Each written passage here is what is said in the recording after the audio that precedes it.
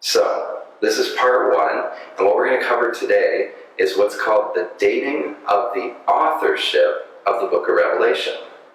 Now, what is that? As everybody has come to know with my writing style, I take things that are complex and I try to make them very simple for people to understand. So in this case, the concept is this: when was the book of Revelation written? That's an important question, because let's say that we were both to look at a giant painting of a war scene and we were to try to decide what war we're looking at. If the painting was painted in the 1800s, then it could be about any war before the 1800s, but it couldn't be about World War I or World War II or Vietnam, because those hadn't happened yet. So when we look at the book of Revelation, it's important to know when was this book written if it's a prophecy about events that are about to take place. They can't be written after the events have taken place if they're about events that are about to take place. Also, the book is written about events that are shortly to take place. They're going to happen very soon.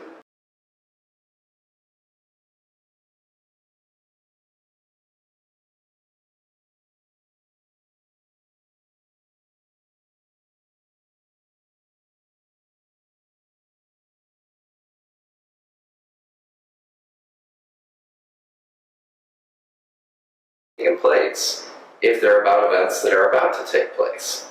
Also, the book is written about events that are shortly to take place. They're going to happen very soon. So, what happened very soon after the book was written? So, the premise that I come from is called the early date, that the book of Revelation was written at an earlier date. And there are others who are believers in the book of Revelation being written at a later date.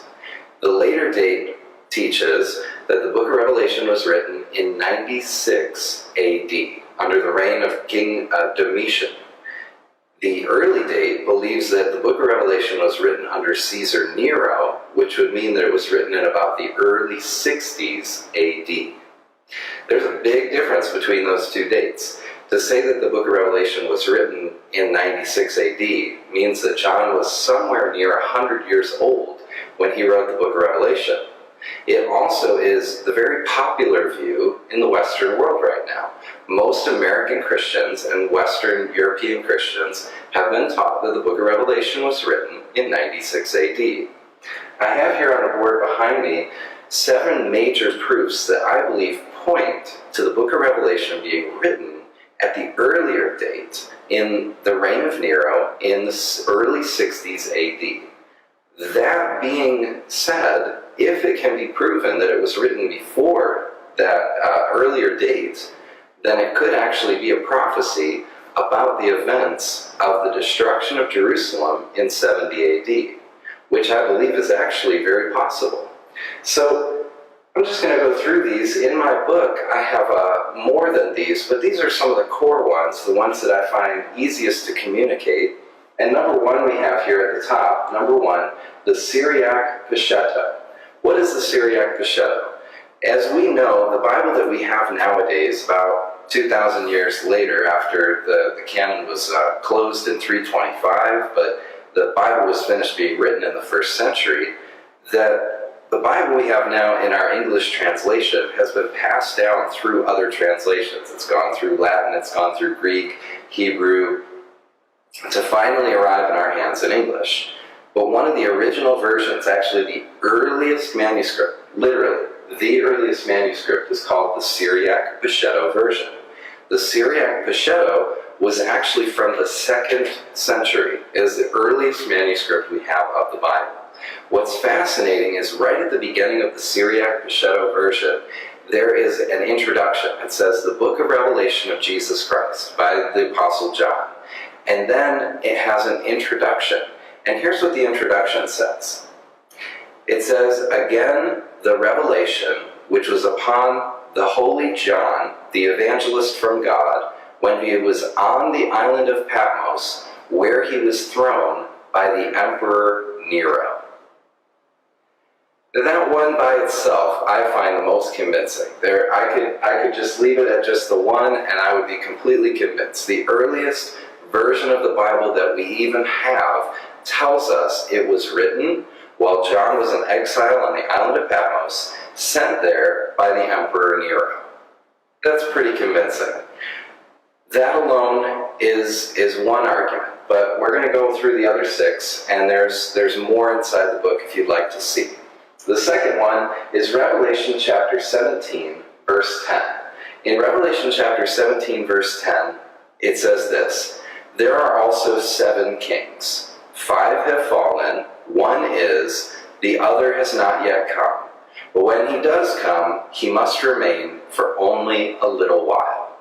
If we were to consider that John wrote this, like the Syriac Peshetto says, like the scripture says, the earliest version, that he wrote it during the reign of Nero, then Revelation 17 verse 10 actually makes sense.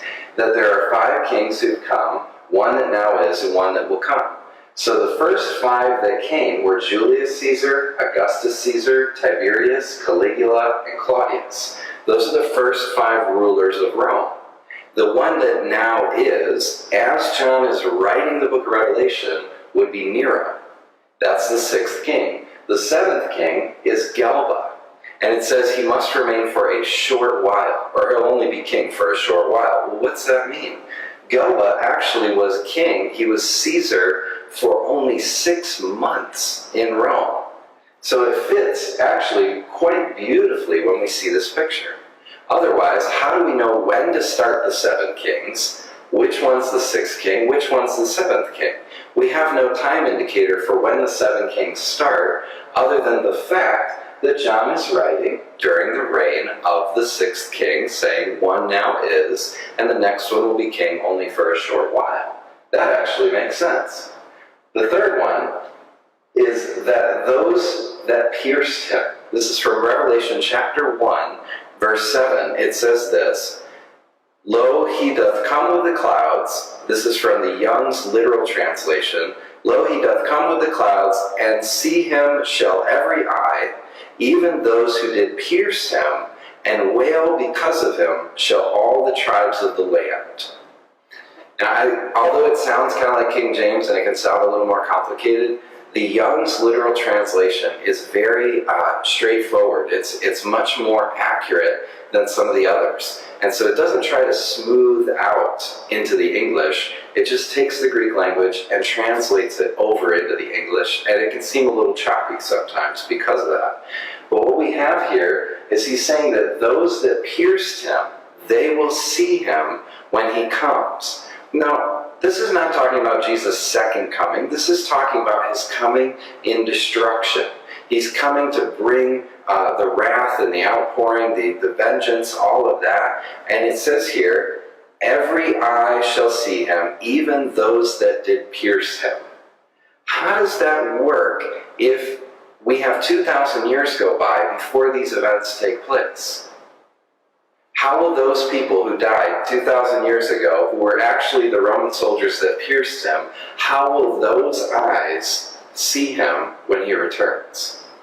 That just doesn't fit. But it actually does fit if this prophecy is written about events that are going to take place about 10 years after John is prophesying it in the early 60s, about 70 AD, it actually starts to make sense. Because he's saying the eyes that actually pierced Jesus, those eyes that were the soldiers that pierced him, they will still be here and they will actually see him. Now, some of our other translations of Revelation 1:7 say that all the eyes of the world, or the whole world, will see him. That's actually not what it says. It doesn't use the Greek word cosmos to say the whole world. It actually uses a localized word, which is ukimene, which means a localized, or all the people, or as Young says, all the tribes of the land, which makes it a localized destruction, not a worldwide destruction. Number 4, the Jewish persecution in Revelation chapter 6 and chapter 11. See, before the temple was destroyed in 70 AD, there were all the Jewish leaders coming against the early church. And so during that time period, there's tremendous persecution going on, which is actually written about in Revelation chapter 6 and chapter 11. But after AD 70, that wouldn't have been possible because there were 1.1 million Jewish people inside of Jerusalem that are put to death, as well as temple destruction, as well as 8,500 priests. At the same time, the early church has fled Jerusalem, and they're living on Mount Pella nearby in complete safety. So from the time of the destruction in 70 AD, from that time forward, it's not been possible at any time for the Jewish people to be the ones that are persecuting the church any longer. That was a limited time, only between 30 and 70 AD, that the early church was persecuted by the Jewish synagogue. So we have the Jewish persecution of the early church. Number 5, there's no mention of Jerusalem's destruction. Now that's fascinating because you might be saying, well, Jonathan, aren't you saying that 70 AD is the reason that the book of Revelation was written and it's about Jerusalem's destruction? Yes, that is what I'm saying.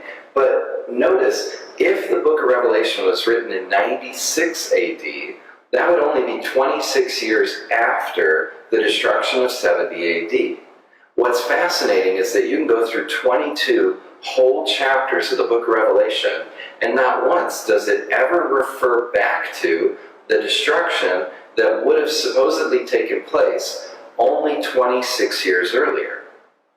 The destruction of the temple, the destruction of the city, the destruction of the priesthood, the genealogical records being burned and destroyed in the city, all of that is not even mentioned once in the entire book of Revelation because it hadn't happened yet. That's why we know it was written beforehand.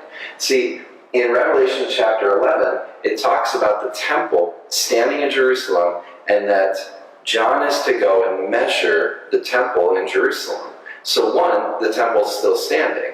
And 2, when they're writing this, if it was written after the destruction of the temple, there would have been some mention of it.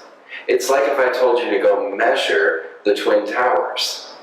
Well, there are no Twin Towers. Why wouldn't I at least mention, well, I mean in a vision because we know the Twin Towers are no longer still standing. It doesn't even make sense that there's no mention of Jerusalem's destruction in the sense of it has already happened, because it hadn't happened yet. That most traumatic, incredible event had not happened yet.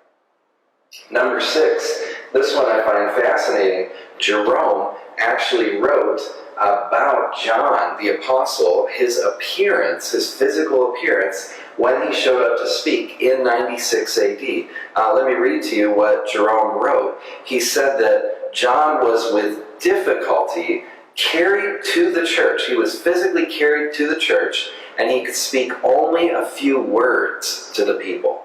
Now this is the same John that in Revelation chapter 10, verse 11, it says that John must prophesy again concerning many peoples and nations and tongues and kings. It's very difficult to imagine that John is going to be able to speak to nations and kings if in 96 AD, when he writes this book, he's also has to be carried around and he's feeble and can barely speak a few words because he's so old. That's just hard to believe. And our 7th point, and as I said in the book, I cover a lot more points, but in the 7th point that we'll share is the timetable comparison with Daniel. See, in the book of Daniel, it ends in Daniel chapter 12, verse 4. It says this: "Seal up the vision, for it is a long way off." Now, the events of Daniel is speaking about only 500 years later when Jesus comes. He's the rock that crashes into the statue. That's only 500 years later. And in Daniel, it says, seal up the vision. It's a long way off. But the end of Revelation, chapter 22, verse 10, it says, John is told, do not seal up the vision because it concerns things which must shortly come to pass. So Daniel's prophecy is about events that are 500 years away, and they're called a long way off, and he's to seal up the vision. John's prophecy is about events that are shortly to come to pass, and he's told not to seal up the vision. And yet, for those who believe that the book of Revelation was written in 96 AD about events that are in our future, they're saying that a short way off, and not to seal up the vision, is actually more than 2,000 years. That's 4 times as long as the prophecies of Daniel coming to pass, which were called a long way off. So I hope this has been helpful. It's just the very beginning. It's part 1, and we're going to come back with some other parts in this series to address some more issues. But all of this is being covered in the 2nd edition of Raptureless, as well as the Art of Revelation, which is available right now on Kindle. You can go download it and start reading immediately, or this Christmas 2013 we'll have it available in paperback with small group study guides. And we'd love to see churches and home groups just take this and rethink the book of Revelation in a way that you may have never considered. Thank you so much for taking the time today. Bless you.